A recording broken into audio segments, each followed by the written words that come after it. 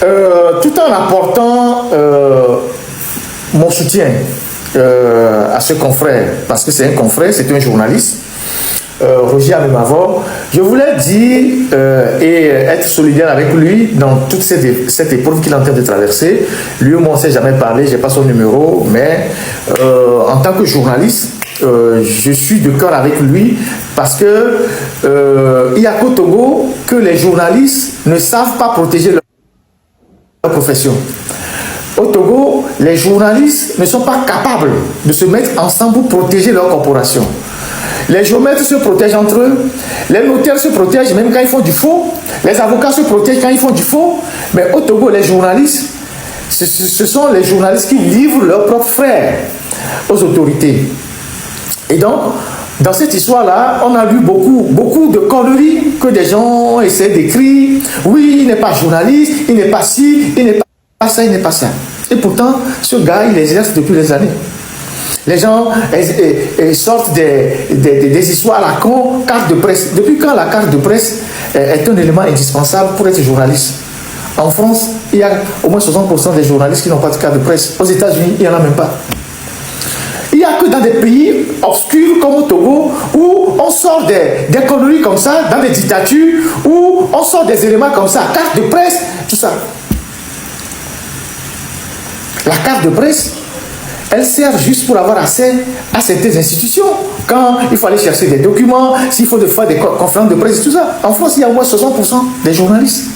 Même les meilleurs n'ont pas besoin de carte de presse pour exercer. Aux États-Unis, c'est pareil. Aux États-Unis, on n'a même pas besoin de ça.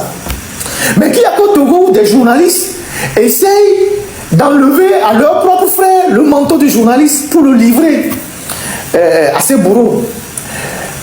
Donc, je suis solidaire de ce confrère-là, mais je voudrais parler de la HAC. Cette HAC-là, depuis 14 ans, est devenue une institution dangereuse pour la presse. Alors que sa mission, c'est de protéger les journalistes. Et cette institution est devenue un bourreau pour tous les journalistes togolais. En tout cas, les journalistes critiques. Dès que vous critiquez le régime, on vous convoque tous les jours. Mais il y a des gens, ils peuvent se lever chaque matin, ils vont insulter les opposants, traiter les opposants de tous les noms. Il y a des gens qui sont sur la toile. Ils insultent tous les jours des gens. Personne ne les convoque. Personne ne leur demande rien. Il y a des gens qui sont sur New TV, cette télévision de fake news, qui insultent tous les jours les chefs d'État de la région. Soi-disant qu'ils sont des analystes, qu'ils sont des politologues. Chaque matin, ils insultent Ouattara, ils insultent Talon, ils insultent les gens. Ce n'est pas des analyses, c'est des insultes à visage découvert. Et pensez-vous un seul instant à supposer qu'un média au Bénin fait des émissions chaque dimanche où il y a des gens qui viennent insulter Faure Gnassingbé. Vous trouvez que c'est normal? À supposer qu'on a au Bénin un média qui est là, où des gens viennent chaque matin insulter Faure Gnassingbé. Ou bien en Côte d'Ivoire, il y a des médias où des gens viennent, ils insultent Faure Gnassingbé chaque jour. Vous trouvez que c'est normal? Mais New World TV le fait tous les jours. Chaque jour,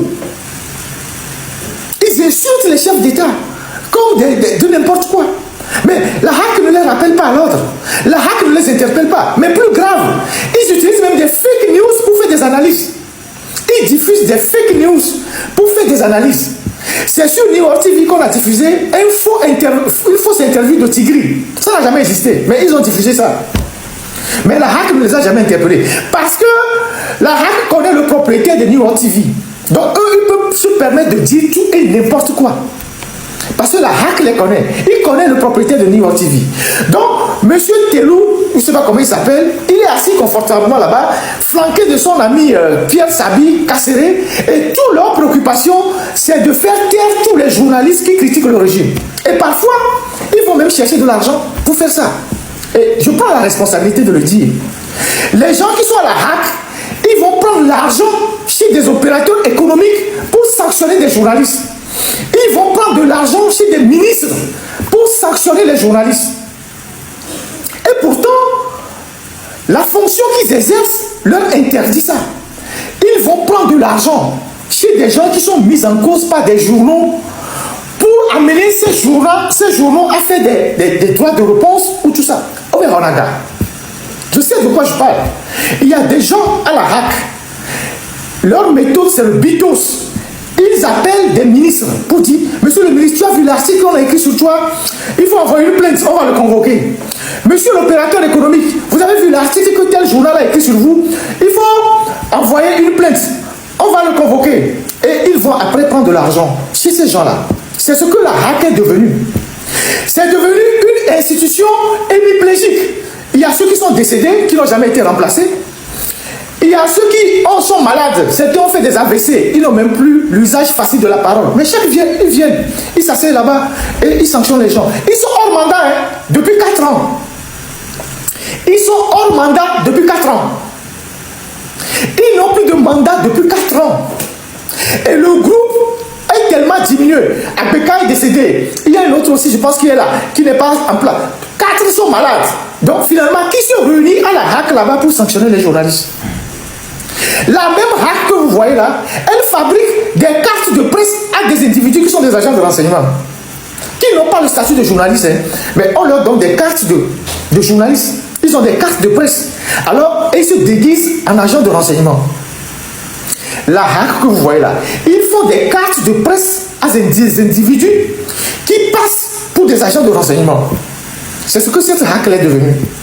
Et donc, eux qui sont là-bas, on ne connaît pas parmi eux des gens qui ont fait de véritables prouesses journalistiques quand ils étaient dans leur fonction. Quand ils étaient journalistes, certains parmi eux là-bas, on peut chercher leurs articles, on peut chercher leur production journalistique. On va chercher, on ne va pas trouver. À des individus qui sont des agents de renseignement, qui n'ont pas le statut de journaliste, mais on leur donne des cartes de journalistes. Ils ont des cartes de presse. Alors, ils se déguisent en agents de renseignement. La HAC que vous voyez là, ils font des cartes de presse à des individus qui passent pour des agents de renseignement. C'est ce que cette HAC est devenue. Et donc, eux qui sont là-bas, on ne connaît pas parmi eux des gens qui ont fait de véritables prouesses journalistiques quand ils étaient dans leur fonction. Quand ils étaient journalistes, certains parmi eux là-bas, on peut chercher leurs articles, on peut chercher leur production journalistique. On va chercher, on ne va pas trouver. Ils n'ont pas été plus brillants que ceux qui sont dans la presse aujourd'hui. Mais c'est eux qui détruisent les entreprises de presse. Parce qu'ils ont besoin de garder leur poste. C'est eux qui appellent les ministres pour dire, monsieur le ministre, il y a un journal qui est sorti qui a dit ça sur vous. Envoyez une plainte, on va le convoquer. Il faut faire ci, il faut faire ça, il faut faire ci, il faut faire ça. Et c'est eux, après avoir invité ou convoqué M. Amemavor pour lui donner des conseils, viennent dire aujourd'hui qu'il n'est pas journaliste, donc nous ne pouvons plus traiter son sujet. Parce que Mme Kuigan, ça c'est un autre phénomène, elle a réduit le ministère de la communication à de la propagande. Donc il y a des gens qui sont sur Twitter, il y a des gens qui sont sur Facebook avec des faux comptes qui insultent des activistes. Ça c'est le travail du ministère de la communication au Togo. C'est comme le ministère des sports. Ils ne font plus autre chose que ça. Ils sont dans le minimum. Donc pour eux, les fonds qu'ils obtiennent, les budgets, c'est de créer des faux comptes. Vous imaginez qu'il y a des gens au Togo qui ne peuvent pas défendre le régime à visage découvert sur les réseaux sociaux. Donc on leur crée des faux comptes. Généralement, ils prennent des noms des femmes. Donc on leur crée plein de faux comptes sur Twitter. Ils sont là pour s'attaquer aux gens. Voilà. Donc ils ne peuvent pas défendre le régime à visage découvert. Si le régime avait quand même un bilan, ils allaient défendre le régime à visage découvert. Donc ils ont des bureaux au ministère de la communication. Ils ont des bureaux aussi ailleurs. Sandra aussi a son groupe. Je vais revenir sur le groupe de Sandra. Elle aussi, elle a son groupe de communicants. Ils sont sur la toile, ils racontent des conneries. Et donc, tous ces gens-là, c'est d'insulter ceux qui critiquent le régime et tout ça. Et donc, la HAC ne voit pas ça. La HAC ne voit pas ça. La HAC est prête à livrer des journalistes à leur bourreau. Et pourtant, la mission première de la HAC, c'est de protéger les journalistes. Aujourd'hui, ils sont une institution réduite à 6 ou 7 personnes. La plupart sont malades. Et 10 h, voilà, dormir. Ils viennent au boulot à 10 h. Ça, c'est la HAC, ça. Quand ils sont à la maison, quand ils ont chaud dans leur maison, ils viennent se coucher à la HAC. Ils mettent les 2 pieds sur la table et ils allument le climatiseur. Jusqu'à 16 h, ils retournent chez eux. C'est une maison de retraite. Vous voyez? C'est un petit lit, un petit matelas. Ils dorment. Et ces gens-là sont payés par la République. Depuis plus de 4 ans, hors mandat. Ils ont déjà fait 10 ans. Hein. Maintenant, ils ont fait 14 ans. Hors mandat. Leur mandat, c'est 5 ans renouvelable une seule fois. Ils ont fait 14, ils ont fait 10 ans. Maintenant, ils sont 14e année de bonus. Ou bien, comment vous appelez ça? Ils ont arrondi. Bonus. Et la presse est en train de mourir. Les journalistes, ils meurent à petits coups. Si je vous fais le bilan des journalistes qui sont morts dans les 5 dernières années, si je vous fais le point des journalistes qui sont morts les 5 dernières années, et généralement à cause de la précarité, à cause de la pauvreté, à cause des difficultés, les 5 dernières années, le nombre de journalistes qui sont décédés, vous imaginez? Et bien ça ne préoccupe pas M. Telou et sa bande. Tout ce qui les intéresse, voilà, c'est leur maison de retraite. Hein? Parce que ce sont des gens qui sont dans la soixantaine, plus de 60 ans, 65 ans, et ils sont là tranquilles. Donc, on leur a donné une prolongation de leur retraite, ils sont tranquilles.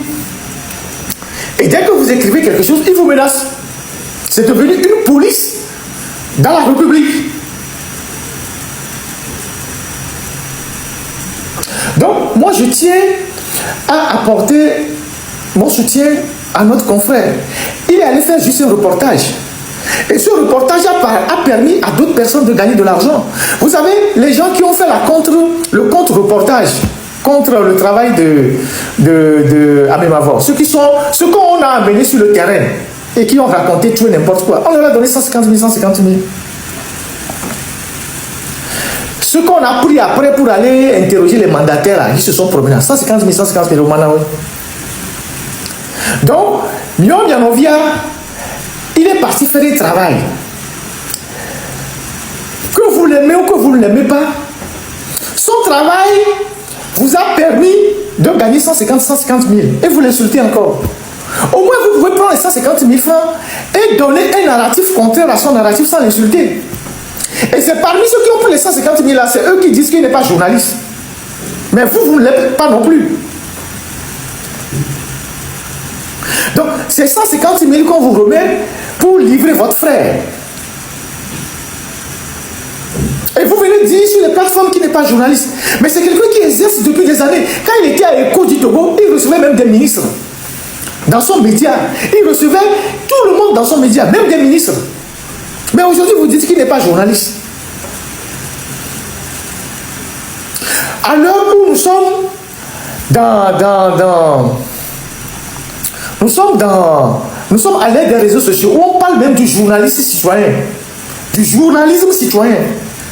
Quand quelqu'un voit une anomalie dans la rue, là, il a besoin de mettre la casquette de journaliste avant de filmer et de dire que ça, c'est pas bien. Le vrai problème, c'est le modèle. Le modèle de Amevor qui dérange. Parce qu'il fait des capsules. Et comme les capsules sont virales, ça fait mal. Les capsules sont virales. Et ça va très vite. Et c'est ça qui fait très mal. Et c'est ça qu'on veut étouffer en fait. En lui enlevant sa tenue de journaliste. Comme les captures font mal, c'est ça qui fait mal. C'est ça qui veut l'étouffer. Donc, en mettant l'épée de Damoclès sur sa tête, c'est une manière de le dire, fais attention, si tu veux aller plus loin, tu n'es pas journaliste, on va te livrer au code pénal, et donc la diffamation peut t'entraîner en prison. Tu n'es pas protégé par le code de la presse, donc tu peux aller en prison facilement. Parce que ce qu'il fait a plus d'impact. C'est comme nous faisons les lives. C'est comme nous faisons les lives ont plus d'impact. Donc, les capsules qu'il fait, les vidéos de l'Atécopé ont fait des millions de vues. Vous imaginez le nombre de personnes qui ont vu ça? Donc, eux, ils regardent, ils analysent, ils se disent, mais la manière dont il est en train de faire là, si on le laisse continuer, il va vraiment toucher un certain nombre de... L'impact sera très grand. Donc, il faut l'étouffer tout de suite. Et c'est ce qu'ils sont en train de faire. Au lieu que les journalistes, y compris ceux qui sont ses amis, puissent construire une ceinture de sécurité autour de lui et dire « Nous ne sommes pas d'accord. Nous ne pouvons pas vous permettre de faire ça. » Ce sont les journalistes qui appuient les autorités contre lui. Il n'y a pas plus... C'est-à-dire, les Togolais sont incroyables. Il y a qu'au Togo, quand il y a...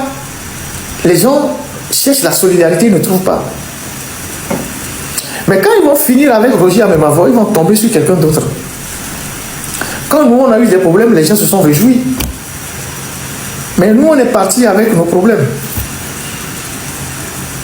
Mais il y a eu d'autres personnes qui ont connu les mêmes problèmes après.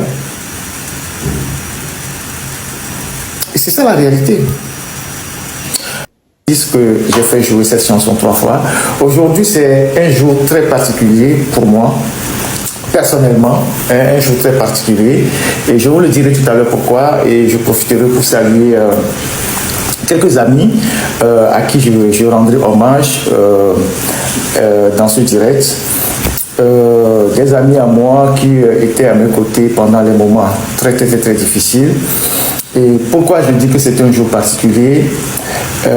Il y a cela 3 ans, jour pour jour, et pratiquement à la même heure, quand je commence ce live-là, 14h, GMT à 15h, que je suis arrivé en France. Lorsque j'ai eu des soucis au Togo et que j'étais poursuivi par les sicaires du régime et que je me suis mis à l'abri avant de sortir du Togo 24 heures plus tard, c'est ce 8 mars 2023, à pareille heure que je suis arrivé en France. Ça fait aujourd'hui 3 ans, jour pour jour, que je suis arrivé en France. Et c'est des moments, lorsque je me rappelle, qui sont assez éprouvants, difficiles pour moi. Mais je tiens quand même à rendre hommage à tous ces gens-là qui se sont battus pour m'aider. Je l'avais déjà dit par le passé, j'ai une pensée assez profonde pour Soubertin Agba, paix à son âme. Il nous a malheureusement quittés. Pour tout ce qu'il a fait pour moi en ce moment-ci. Il y a bien d'autres qui se sont aussi battus en ce moment-là. Je voudrais saluer aussi au passage mon grand frère François-Xavier Assobavi, un homme de très grand cœur. C'est lui qui m'a recueilli ici en France, qui m'a offert le gîte pendant plusieurs mois, plus d'1 an. Tout le temps de mes procédures, c'est lui qui s'occupait de moi. Il en a écouté tellement, les gens ne savaient même pas que j'étais chez lui. Parce que quand j'ai quitté le Togo, on m'a encore cherché à Lomé pendant 2 semaines. Alors que moi j'étais dans les 72 heures déjà parti. Mon domicile est resté encerclé pendant 1 semaine. Mes proches ont été mis en surveillance pendant des semaines. Le confrère Eric Gator a été arrêté dans la foulée, torturé au SCRIC par le même Balé dont le nom est sorti dans l'affaire Ambron. Et l'objectif à l'époque, quand ils sont partis à nos trousses, c'était de nous mettre en prison pour 3 ans. Et ça, on le savait parce que dans la foulée de mon départ, on avait eu des informations comme quoi on devait me condamner à 3 ans de prison. Et je l'avais dit avant même le procès, puisque le procès s'est tenu le 15 mars. Et le jour du procès, Isidore a été condamné à 3 ans de prison et Ferdinand également, avec mandat de dépôt et mandat d'arrêt international. Donc, on devait nous déplacer, on devait nous mettre dans la prison d'Agombio, donc à Casapoua, puisque cette prison est toujours fonctionnelle. C'est là où ils gardent actuellement les djihadistes. Donc, c'était prévu qu'on allait nous déplacer de Lomé dans cette prison-là, donc totalement coupé de nos parents, et certainement qu'on serait sorti 6 pieds sous terre. Dieu merci, on a été nous avons été plus smart. Dès que moi je suis sorti, on a organisé la sortie de Isidore avec certains de nos partenaires, notamment le CCRP, qui est une organisation qui nous a longtemps accompagnés. C'est l'une des organisations qui nous a pour la première fois fait former à la filature. Je pense que je vous avais dit ça. On a eu 1 semaine de formation de filature par des anciens des forces spéciales de l'armée britannique reconvertis en consultants. Donc on a fait une semaine de formation en filature. Il y avait Isidore et moi à Abidjan. Et puis après, on a fait des tests pratiques dans la ville d'Abidjan, comment il faut filer les gens, comment il faut échapper aussi à la filature. Et j'avoue que ça nous a beaucoup aidé quand on était dans ce moment assez difficile. La voix ne sort pas sur YouTube. Il n'y a pas de son sur YouTube. Je pense qu'il y en a. Ouais. Et donc,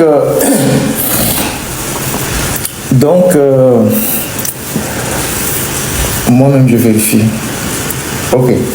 Et donc, l'OCCRP qui est un de nos partenaires, vous tapez sur internet OCCRP, vous allez voir, c'est l'un de nos partenaires qui nous a énormément accompagnés. Et ils nous ont aidés dans ces moments assez difficiles pour pouvoir échapper à nos détracteurs. Et donc, on a pu échapper à ce guet-apens-là.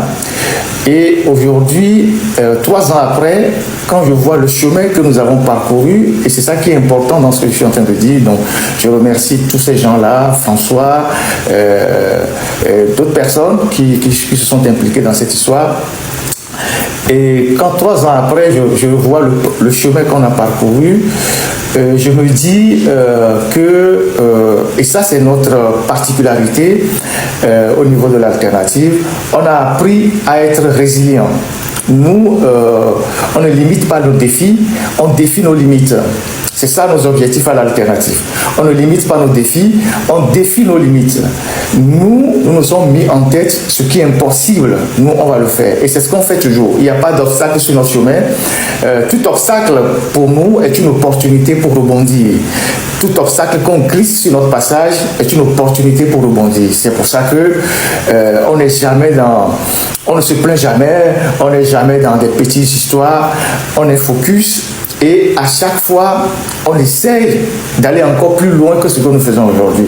Et j'avoue que j'ai une équipe très formidable, des collaborateurs très formidables. On constitue pratiquement une famille, on se tient les coudes et on travaille ensemble pour atteindre nos objectifs.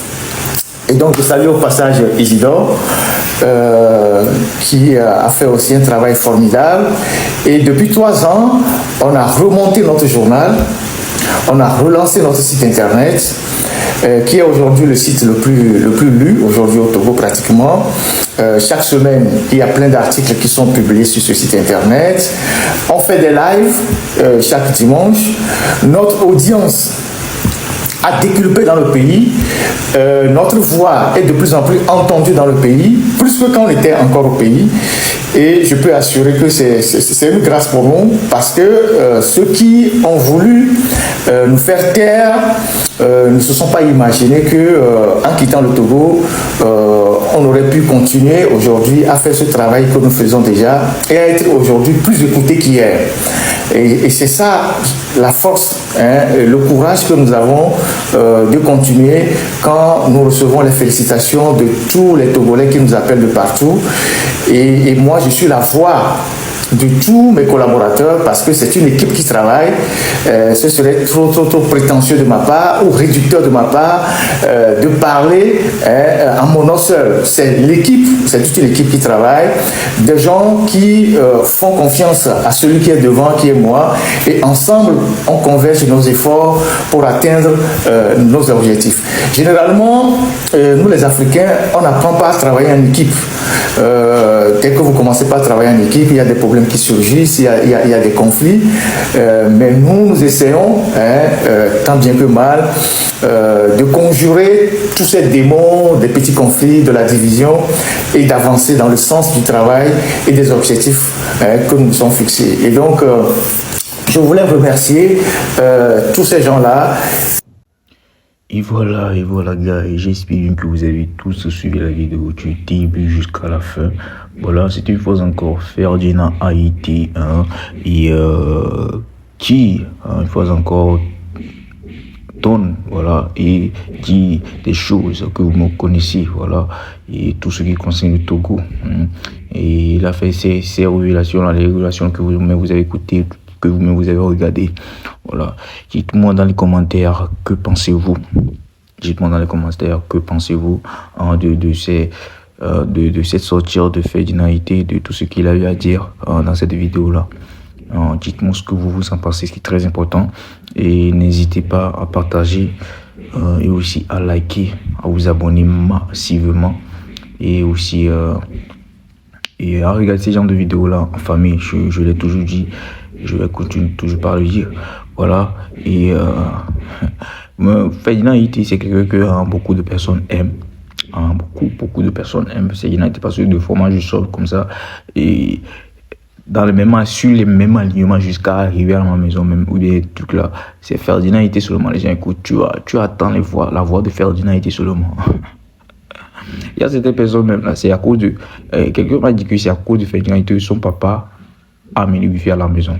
J'étais choqué, ouais, j'étais choqué. Et que c'est à cause de son papa, à cause de Ferdinand Haïté, son papa a mis wifi à la maison. Moi je dis, wesh. Les gens l'aiment beaucoup. Les gens aiment beaucoup Ferdinand Haïté. Et voilà. Et pour cela, je ne truc là pas pour vous apporter tout ce qu'il avait fait. Et aussi, moi aussi, j'aime beaucoup regarder, suivre Ferdinand Haïté. J'aime beaucoup suivre Ferdinand Haïté parce que c'est pas sa manière de. C'est pas politique, hein, c'est pas parce qu'il fait de la politique. Moi, je n'aime pas ce qui est politique, vous voyez. Mais j'aime sa personnalité, sa détermination, sa manière de faire les choses. C'est ça quoi en fait. Il m'inspire en fait. Il m'inspire beaucoup dans ce cas-là. Parce que c'est quelqu'un qui est déterminé. Il est toujours objectif. C'est-à-dire, avec tout ce qui se passe, les vents, ses maris et tout, il continue toujours dans son lignée. Et c'est pas aujourd'hui qu'il a commencé ça depuis. Imaginez. Mais avec tout, c'est-à-dire tous les insultes, tout, il est toujours resté gamin, il est toujours dans sa lignée, son objectif, genre, il est toujours dans son objectif, en fait. C'est rare de trouver ça, c'est rare. C'est pas toute personne qui peut trouver ça. Et aussi, si tu vois bien, hein, souvent même, lui-même, il est dit, il était brillant à l'école. Si tu vois ces gens de personnes, tu vas savoir qu'il était brillant à l'école, parce que ces gens de personnes sont toujours déterminés à être premiers, c'est-à-dire à faire des choses pas possibles, en fait. À être toujours devant. Voilà. C'est pour cela qu'il est toujours déterminé et depuis le bas âge. Lui-même, il a dit. Ouais. Et c'est quelqu'un qui m'inspire beaucoup, comme je l'ai dit. Il m'inspire beaucoup. C'est un monsieur qui m'inspire beaucoup. Toujours déterminé et tout. Bon, bref. J'espère que vous avez kiffé. N'hésitez pas à partager à votre famille, à vos proches. Et voilà. On se capte après pour une nouvelle vidéo. Ciao, ciao. On se capte. Bisous.